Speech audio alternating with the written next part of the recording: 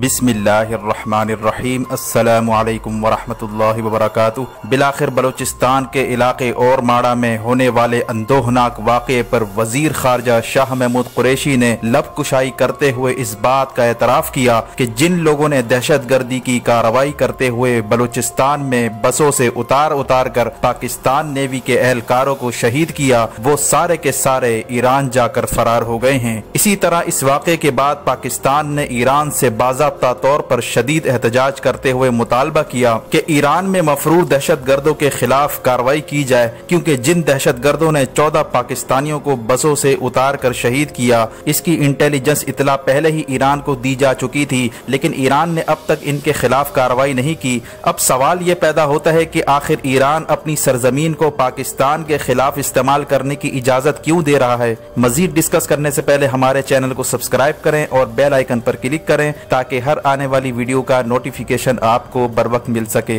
नाजरीन कराम, बहुत से लोगों के जहनों में ये सवालात जन्म ले रहे हैं कि इंडिया और पाकिस्तान जो कमोबेश 3 जंगें लड़ चुके हैं और इंडिया को पाकिस्तान का दुश्मन ही तस्वुर किया जाता रहा है, ऐसी सूरत हाल में इंडिया का पाकिस्तान के खिलाफ साजिशें करना तो समझ आता है, लेकिन ईरान की पाकिस्तान के साथ क्या दुश्मनी है। आखिर ईरानी सरजमीन से पाकिस्तान के खिलाफ साजिशें क्यों की जाती हैं। हालांकि पाकिस्तान की ख्वाहिश है कि ईरान के साथ और दीगर पड़ोसी ममालिक के साथ ताल्लुकात ठीक रखे जाएं ताकि पाकिस्तान का असली दुश्मन यानी इंडिया पर फोकस रखा जा सके। लेकिन देखने में ये आया है कि जब भी इंडिया के साथ मामलात खराब होते हैं तो ईरान इंडिया के साथ जाकर बैठ जाता है। नाजरीन कराम, इस मामले को समझने के लिए जरूरी है कि हम खित्ते की मारूजी सूरत हाल का जायजा लें ताकि नाजरीन को इस कहानी के पीछे छुपे कुछ हकायक से आगाही हासिल हो सके। नाजरीन कराम, जैसा कि आपको मालूम है कि इंडिया और पाकिस्तान के दरमियान अगर कोई सबसे बड़ा मसला है तो वो मसला कश्मीर है। जब तक मसला कश्मीर जूं का तू रहेगा तो दोनों ममालिक के ताल्लुकात कभी भी नॉर्मल नहीं हो सकते।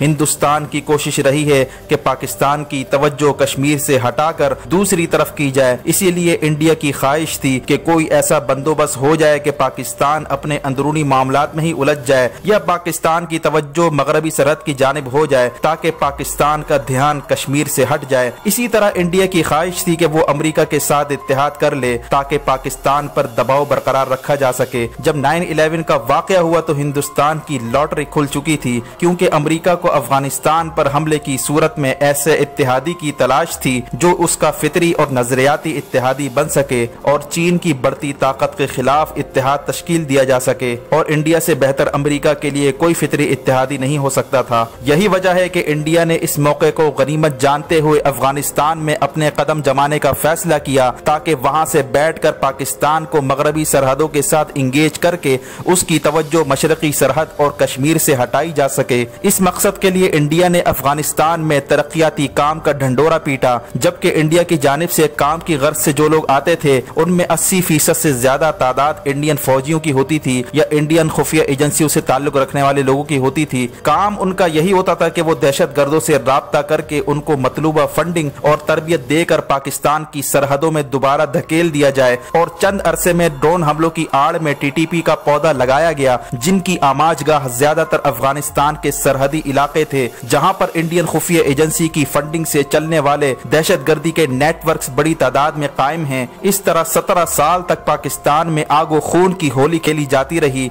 लेकिन हुकूमत वक्त अमेरिका से इमदाद लेकर खामोशी से इंडिया की दहशत गर्दी को बर्दाश्त करती रही। खामोशी का ये नुकसान हुआ कि इंडिया ने BLA नामी दहशत गर्द तंजीमों का बड़ा नेटवर्क अफगानिस्तान में तश्कील दे दिया और BLA के दहशत गर्दों को असला और पैसा देकर बलूचिस्तान के सुई के इलाके में दहशत गर्दी की कार्रवाइयां की गईं। इस तरह इंडिया बलूचिस्तान में BLA की मदद से और फाटा में TTP की मदद से आगो खून की होलियां खेलता रहा, लेकिन NRO ज़दा हुकूमतों ने एक बयान तक देना मुनासिब न समझा और इसी दौरान इंडिया ने ईरान में रॉ का खुफिया नेटवर्क कायम कर लिया ताकि अफगानिस्तान का रास्ता बंद होने की सूरत में ईरान से दहशत गर्दों की सप्लाई जारी रहे। बिलाखिर अमरीकी इमदाद बंद होने के बाद पाकिस्तान ने अफगानिस्तान के रास्ते से होने वाली दहशत गर्दी पर आवाज उठाई और अफगानिस्तान में घुसकर दहशत गर्दों के ठिकाने तबाह किए। इसी दौरान पाकिस्तान ने गवादर पोर्ट चाइना को दे दिया और सीपेक के लिए मुज़ाकरात होने लगे, जिसके बाद इंडिया ने फैसला किया कि अब अगली जंग बलूचिस्तान की सरजमीन पर लड़ी जाएगी, क्योंकि सीपेक का मरकज बलूचिस्तान है। अब सारा फोकस और सारी तवज्जो बलूचिस्तान पर मरकूज रखी जाएगी। इस मकसद के लिए इंडिया ने ईरान में रॉ का खुफिया नेटवर्क कायम किया, जहां से इंडियन नेवी का कमांडर कुलभूषण यादव ईरानी ताजिर के रूप में पाकिस्तान में दाखिल होता था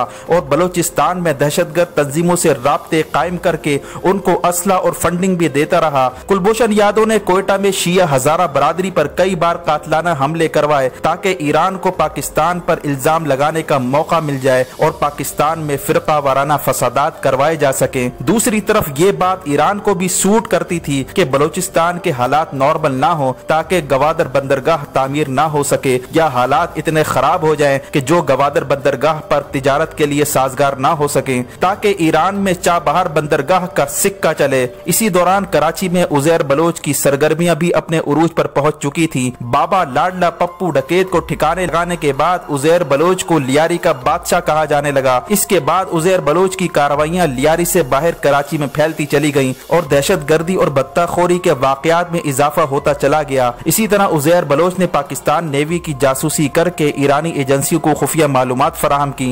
ये सिलसिला पीपल्स पार्टी के दौर में चलता रहा। लियारी में बढ़ते जराइम के पेश नजर कई बार पुलिस और रेंजर्स ने लियारी का मुहासरा करके ऑपरेशन करने की कोशिश की, लेकिन जब भी ऑपरेशन का फैसला होता तो पीपल्स पार्टी वाले उजैर बलोच को पहले ही खबर कर देते, जिसके बाद उजैर बलोच कराची से भागकर बलोचिस्तान के रास्ते ईरान फरार हो जाता। पाकिस्तान ने कई बार ईरान से मुतालबा किया कि वो अपने यहाँ उजैर बलोच जैसे दहशतगर्दों को पनाह देना छोड़ दे जो ईरान से बैठकर पाकिस्तान के खिलाफ कार्रवाइयां करते रहते हैं, लेकिन हर बार ईरानी हुक्काम ला इल्मी का इजहार करते। इसके बाद उजैर बलोच ईरान से मस्कत फरार हुआ। वहां से दुबई जाते हुए उसको पाकिस्तान की रिक्वेस्ट पर दुबई के हुक्काम ने गिरफ्तार कर लिया, जिसके बाद ईरान ने दुबई से कहा ये तो हमारा शहरी है, इसको हमारे हवाले कर दो, लेकिन पाकिस्तान ने दुबई के हुक्काम को नाकाबिले तरदीद सबूत फराहम किए कि इसका ताल्लुक पाकिस्तान से है, जिसके बाद दुबई के हुक्काम ने इसे पाकिस्तान के हवाले कर दिया। हैरानगी की बात यह है कि अगर ईरान का उजैर बलोच की दहशत गर्दी से ताल्लुक नहीं था तो आखिर ईरान की खुफिया एजेंसी उजैर बलोच को क्यों छुड़वाना चाहती थी।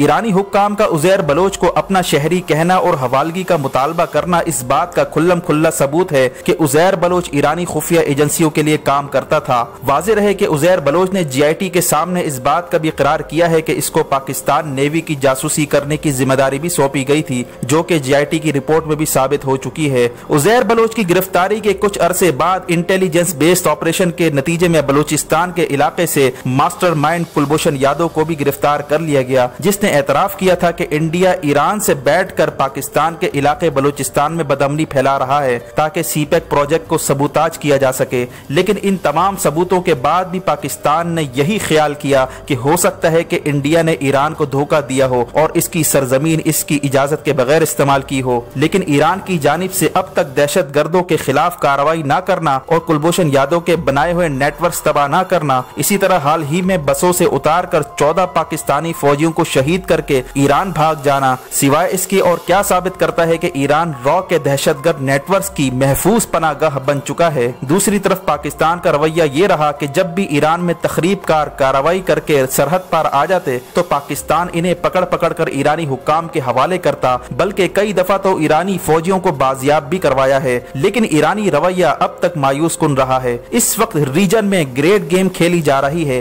पाकिस्तान का ख्याल है कि इन तमाम सूरत हाल के पीछे इंडिया और इसराइल का हाथ है ताकि पाकिस्तान के पड़ोसी मुमालिक के साथ ताल्लुकात इंतहाई कशीदा हो जाएं। लेकिन ईरान जैसे मुमालिक को इंडिया और इसराइल का मोहरा नहीं बनना चाहिए। इसीलिए पाकिस्तान की कोशिश है कि ईरान को जिस कदर मुमकिन हो समझाया जाए। और अब वजीर खारजा शाह महमूद कुरैशी ने बयान दिया है कि 950 किलोमीटर लंबा पाक ईरान बॉर्डर को अब सील किया जाएगा, जिस पर 1 करोड़ रुपए पर किलोमीटर खर्चा आएगा और बॉर्डर की सिक्योरिटी के लिए अलग कोर कायम की जाएगी। इसी तरह अफगानिस्तान में तालिबान के साथ मुज़ाकरात जारी हैं और कहा जा रहा है कि अफगान तालिबान कंदहार में आकर दोबारा बैठ जाएंगे। और कंदहार वो इलाका है जहां NDS और इंडिया की एजेंसी रॉ दहशत गर्दी का नेटवर्क चलाते हैं। अगर अफगान तालिबान कंदहार में दोबारा आ गए तो NDS और रॉ का मुकम्मल सफाया हो जाएगा, जिसके नतीजे में दहशत गर्दी का नेटवर्क खत्म हो जाएगा। यही वजह है कि तालिबान के साथ अमन मुज़ाकरात की वजह से इंडिया की चीखें निकल रही हैं और वो इस वक्त ईरान की सरजमीन पाकिस्तान के खिलाफ इस्तेमाल करके दोनों मुल्कों के ताल्लुकात खराब कर रहा है। वक्त आ गया है कि पाकिस्तान ईरान के साथ दो टोक अंदाज में बात करे।